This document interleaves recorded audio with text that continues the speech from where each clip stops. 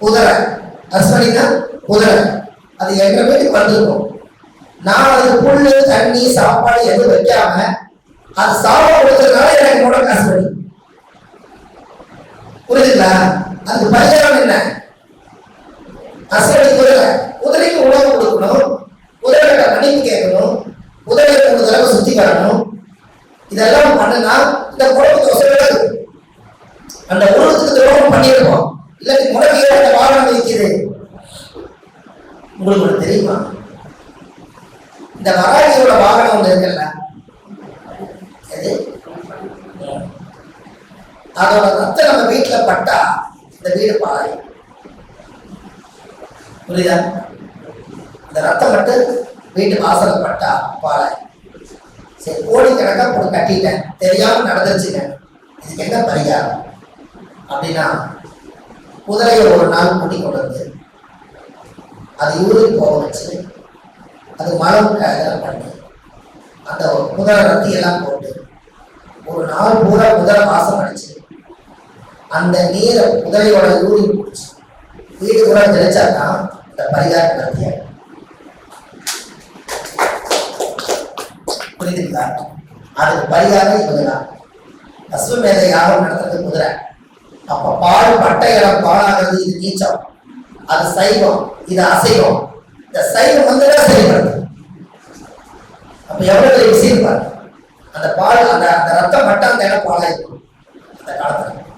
இன்னைக்கு அது என்னமோ ஆகி போச்சு. அது அந்த ரத்தம் படக்கூடாது, வீட்டுல வாழ்ற வீட்டுல படக்கூடாது. அது பரிகாரம் ஆண்டவன் ஏதோ கொடுத்த இதான் ஒரிஜினல் பரிகாரம். அப்ப எவ்வளவு பெரிய ரகசியம் பாருங்க. இதெல்லாம் நீங்க தெரிஞ்சுக்கிறீங்களா இல்லையா?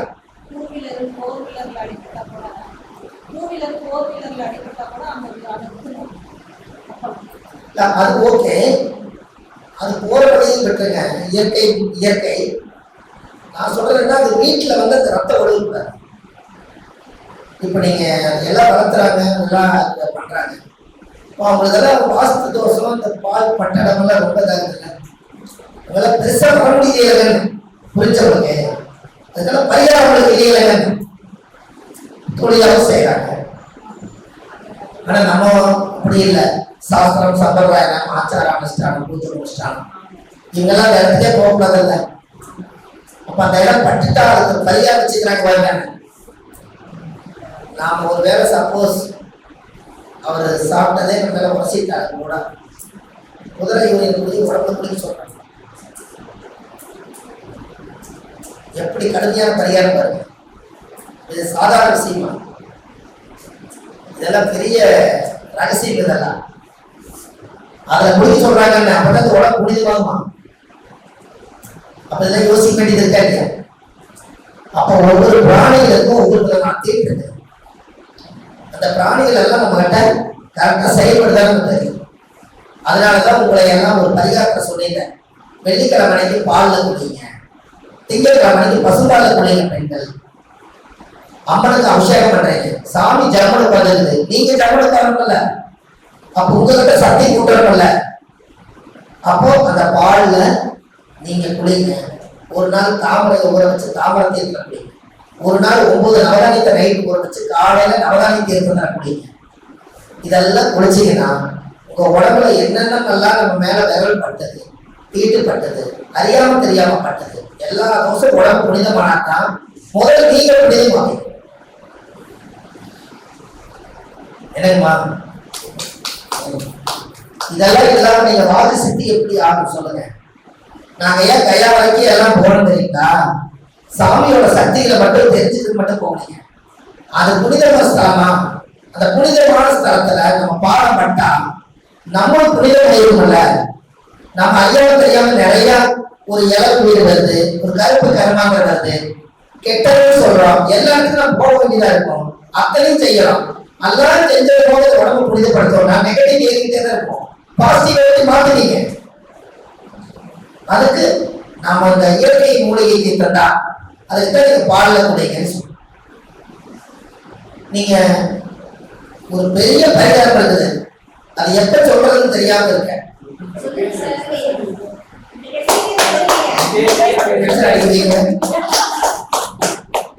ஒரு மிகப்பெரிய பாவத்தை கழிக்கிற பரிகாரம் இருக்குதான கூட்டம் பத்துல. ஆனா இருந்தாலும் இந்த பரிகாரம் உங்களுக்கு புண்ணியம் பண்ணிருக்கீங்க. ஒரு வேலை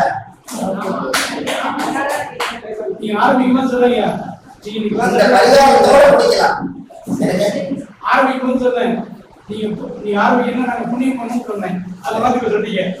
ஆமா, இந்த பரிகாரத்தை இங்க அரங்கேற்றம் பண்றேன்.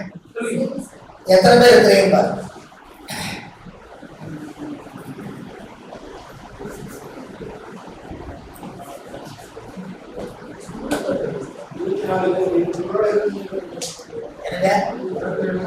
எல்லாத்தையுமே சேர்த்து சேர்த்து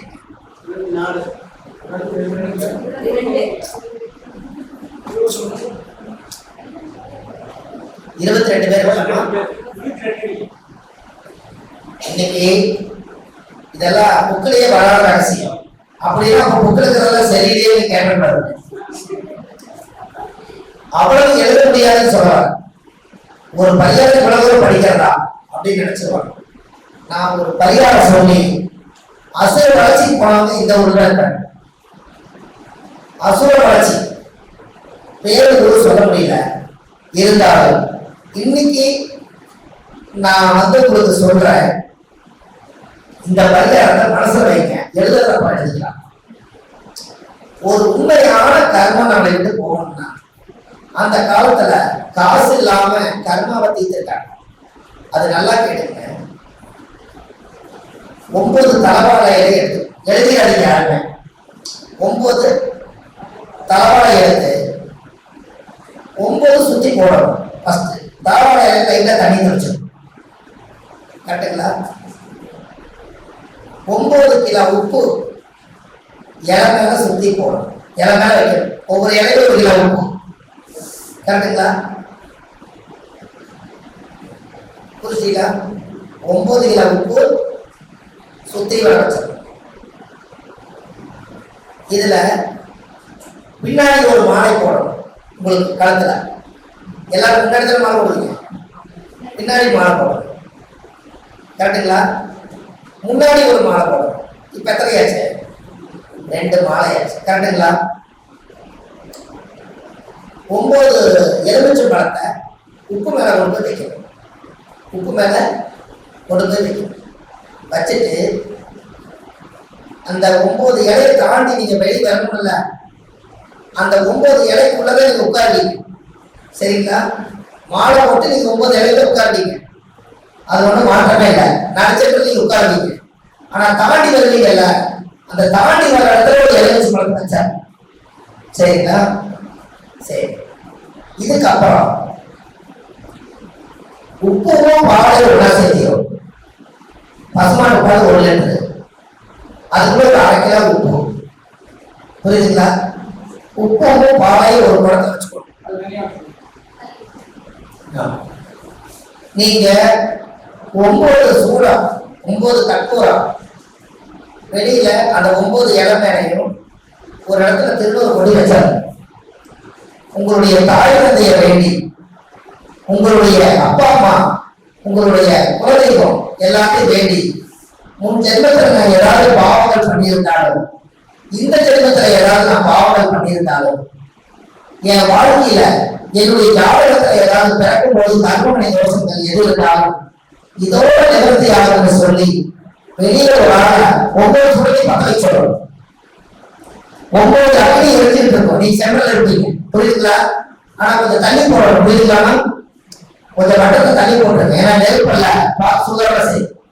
இதை செஞ்சுட்டு அந்த சூடம் அமைய வரைக்கும் ஒரு பிரார்த்தனை இருக்கணும்.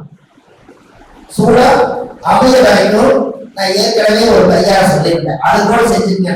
முற்பிறவியில செய்த பாவங்கள் எப்படியும் தொடராமல் இருக்க, இப்பிறவியிலேயே என் தந்தை வழியில் வந்த கர்ம வினைகளும் தாய் வழியில் வந்த கர்ம வினைகளும் நான் பிறக்க போது இந்த பூமிக்கு கொண்டு வந்த கர்ம வினைகளும் இன்றோடு இந்த நொடி பொழுதிலே நிவர்த்தியாகி என் பாவநலம் இறங்கி போவா அப்படின்னு சொல்லி இந்த சூழலெல்லாம் அமைஞ்சதுக்கு அப்புறம் நீங்க எந்திரிச்சு நின்னோடனே அந்த உப்பு பாடு ஒன்னா இருக்கிற தலையை வந்து ஊற்றி வச்சுக்கணும்.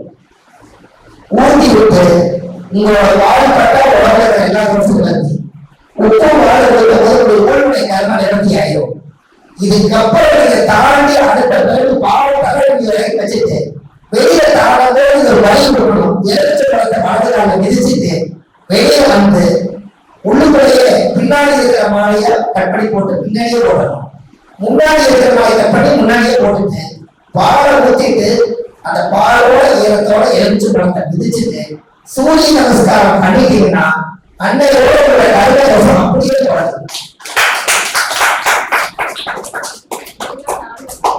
எல்லா கருணையும் இறங்கிட்டீங்க. இதுக்கு மேல நீங்க குளிச்சுட்டு வேற தொழில் மாத்திட்டு நீங்க நல்லபடியா சூரிய நமஸ்காரம் பண்ணிட்டு உங்க உலகத்துல போய் சாமி கும்பிட்டு நான் அறிந்தும் அறியாமல் தெரிந்தும் தெரியாமல் நான் செய்த பாவங்களுக்கெல்லாம் சாஸ்திரப்படி நான் கருணை பரிகாரத்தை நான் செய்துட்டேன். இன்னைக்கு இதுக்கு மேல குலதெய்வம் என்னுடைய தாயகத்தை எனக்கு பஞ்சபூதம் எனக்கு இந்த பூமியில ஆசீர்வதிக்கணும்னு சொல்லி வேண்டிட்டு ஒரு அன்னதானம் பண்ணிருக்கேன். அன்னை அதுக்கு மேல இந்த உலகத்துல பரிகாரமே இல்லை. நீங்க பேசி வாங்குறீங்க, உப்பு மாலை ஊத்தி உங்க கர்மாவை இறக்கி வச்சுட்டு எலுமிச்சை பணி கொடுத்துட்டு அடுத்த ஸ்டெப் இந்த பூமியில புதுப்பிறகு இன்னும் பாவம் செய்ய மட்டும் வெளியே வர்றீங்க. சூரியன் போய் பாக்குறீங்க, குழந்தைகளை போய் பாக்குறீங்க, தாயகத்தை பேசுறீங்க, அதெல்லாம் அன்னதானம் போடுறீங்க. அன்னையோட கர்மம் எப்படி பரிகாரம் சரியா?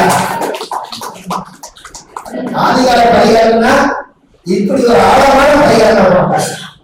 கரெக்டுங்களா ஐயா? உங்க ஜென்ம நட்சத்திரம் படி செய்யுங்க. அன்னைக்கு தான் நீங்க தாயோட கர்ப்பத்தை தந்தீங்க. ஜென்ம நட்சத்திரம் வரும்னாலும் செய்யுங்க. பக்காவா பண்ணிட்டு பூரா வடிச்சு ஒவ்வொரு நதியை கொண்டு போகணும். எல்லாம் குளிச்சுட்டு வேற ஒரு ஆளை எடுக்க சொல்லி அதை பூரா வீட்லயே பரிகாரம் பண்ணிட்டீங்க. ஒவ்வொரு பக்கமும் ஓரம் நடக்குது. உப்பும் மாலையும் போட்டு பின்னாடி இருக்கிற தோஷம் பின்னாடி போயிடுச்சு, முன்னாடி இருக்கிற தோஷம் முன்னாடி போயிடுச்சு. இதுக்கப்புறம் பிறகு வாங்குறீங்க. எப்படி இருக்கு இந்த பரிகாரம் செஞ்சா?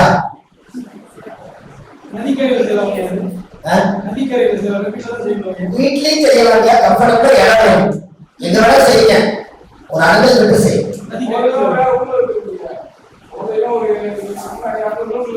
எங்க வேணா பண்ணாங்கய்யா, ஆத்தோட்டத்துல கூட பண்ணுங்க. பெரிய கர்மா